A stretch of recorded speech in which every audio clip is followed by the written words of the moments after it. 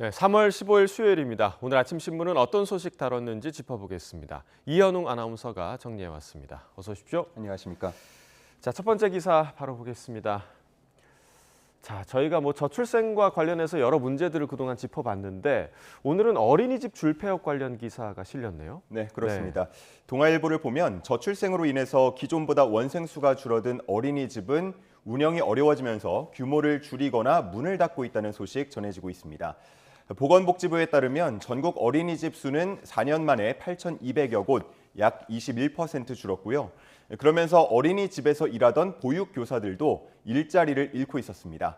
같은 기간 8,700여 명 줄어들었다고 합니다. 네, 기사를 보니까 하루아침에 일자리 잃은 보육교사들이 알바로 생계를 이어간다 이런 내용도 있어요. 네, 그렇습니다. 네. 이미 어린이집을 나온 보육교사들은 당장 생계를 위해서 아르바이트를 하고 있는 실정이고요. 아직 어린이집에서 일을 하고 있는 보육교사들도 주위의 상황을 둘러보면서 이직을 준비하고 있다고 합니다. 문제는 앞으로인데요. 작년 합계 출산율이 역대 최저인 0.78을 기록한 만큼 앞으로 원생 수가 더 줄어들 게 분명하기 때문입니다. 한국보육교직원 총연합회 대표는 정부가 줄있는 해고 사태를 방관하면 안 된다고 말을 하고 있고요.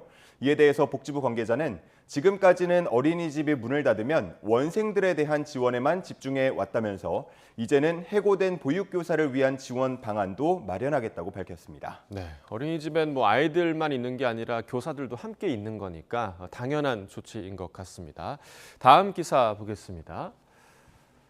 자, 방금 전 저출생 문제와 함께 고령화 문제도 우리 사회에서 굉장히 심각한데 요즘 이게 굉장히 많아지고 있더라고요. 파크 골프장이요? 네, 그렇습니다. 파크 골프, 이른바 미니 골프라고 불리기도 하는데요. 잔디를 밟으면서 주변 풍광을 즐길 수 있다는 골프의 장점은 그대로 느끼면서 10,000원 이하의 가격으로 한두 시간 정도를 즐길 수 있기 때문에 장년, 노년층 사이에서 큰 인기라고 합니다. 이 수요가 많아지면서 파크 골프장 수도 크게 증가하고 있었는데요. 2019년 226곳에서 작년에 361곳까지 4년 동안 약 60%가 증가했습니다. 네, 이런 식으로 갑자기 많아지면 당연히 좀 문제도 생기기 마련이죠. 네, 그렇습니다. 개발 과정에서 허가를 받지 않는 등 절차를 어기는 경우가 발생하고 있고요. 또 모두가 이용하던 하천이나 공원을 골프를 치는 사람들만 이용하게 되면서 주민들의 반발도 크다고 합니다. 또 잔디를 관리하는 과정에서 농약을 사용하면서 하천이 오염될 수 있고 철새 등의 서식지가 파괴될 수 있다는 등의 우려까지 나오고 있습니다.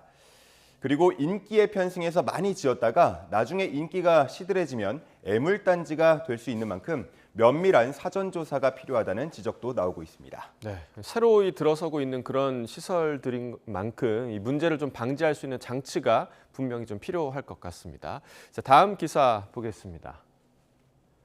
자, 저희가 지난번에도 꿀벌 관련 얘기를 한번 나눈 바가 있는 것 같은데 우리나라에서 올해도 지금 꿀벌 실종 사태가 이어지고 있죠? 네, 맞습니다. 작년에 이어서 올해도 꿀벌 실종이 계속되고 있는 걸로 나타났습니다.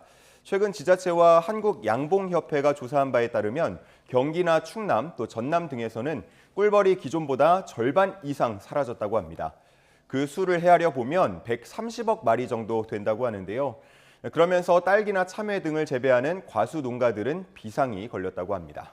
네, 꿀벌이 사실 알게 모르게 상당히 좀 많은 일들을 하고 있잖아요. 네. 그 공백이 여실히 좀 문제로 드러나고 있는 것 같아요. 그렇습니다. 네. 수분이라고 부르는데요. 가루바지 과정이 제대로 이루어지지 않다 보니까 기형의 불량과들이 계속 나오고 있다고 하고요.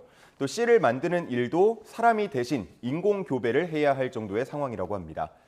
더 큰 문제는 꿀벌이 사라지고 있는 그 원인이 명확하지 않다는 건데요.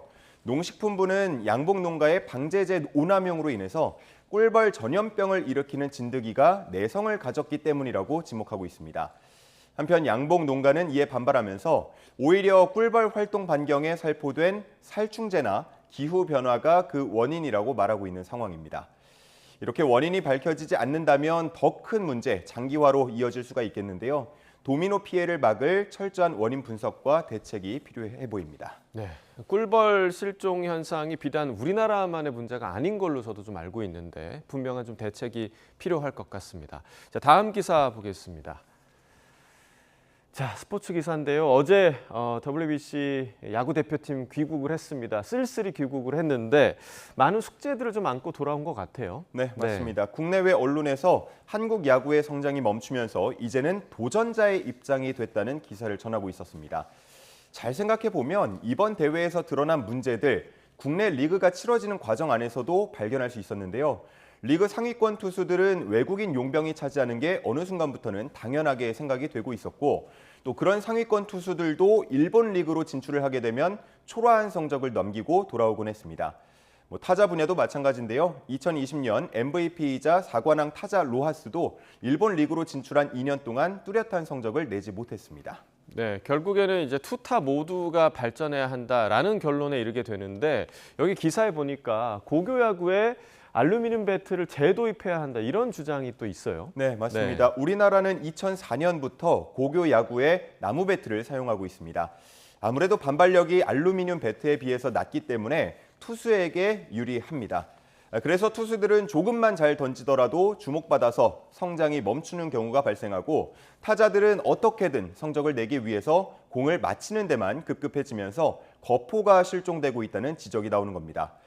일본은 고교 야구에서 여전히 알루미늄 배트를 사용하고 있고요. 또 미국도 반발력을 조금 낮추긴 했지만 금속 배트를 쓰고 있다는 점을 생각해 본다면 우리도 재검토해 볼 필요성은 있어 보입니다. 네, 또 반대로 생각해 보자면 알루미늄 배트를 다시 도입했다가 또 타자에게만 유리한 상황이 되지 않을까 하는 걱정도 좀 드는데 이 야구 발전을 위해서 좀 다양한 방면의 고민이 좀 필요할 것 같습니다. 자, 마지막 소식 보겠습니다.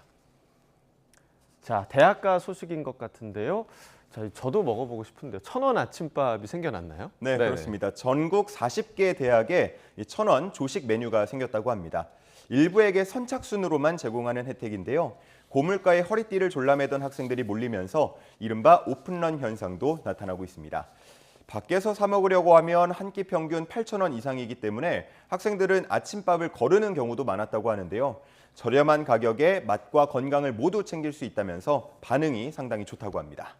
네, 1,000원이라는 가격이 아주 좋은데 선착순이라는 게 조금 아쉬운 부분이 있는 것 같은데 네. 이게 1,000원이 어떻게 가능한 가격인가요? 네, 농림축산식품부 산하 기관이 진행하는 1,000원의 아침밥 사업을 통해서 지원을 받기 때문입니다.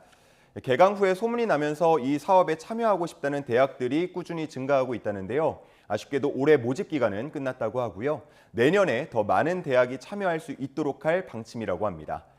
한편 학생들의 반응을 본 대학들은 한편에서는 마음이 짠하다고 밝히면서 수혜 규모를 늘릴 수 있는 방안을 모색 중이라고 했습니다. 네, 고물가 시대에 정말 학생들이 부담을 덜 수 있는 하나의 방안인 것 같은데 더 많은 학생들이 좀 혜택을 입었으면 좋겠습니다. 굿모닝 브리핑 이현웅 아나운서와 함께했습니다. 고맙습니다. 감사합니다.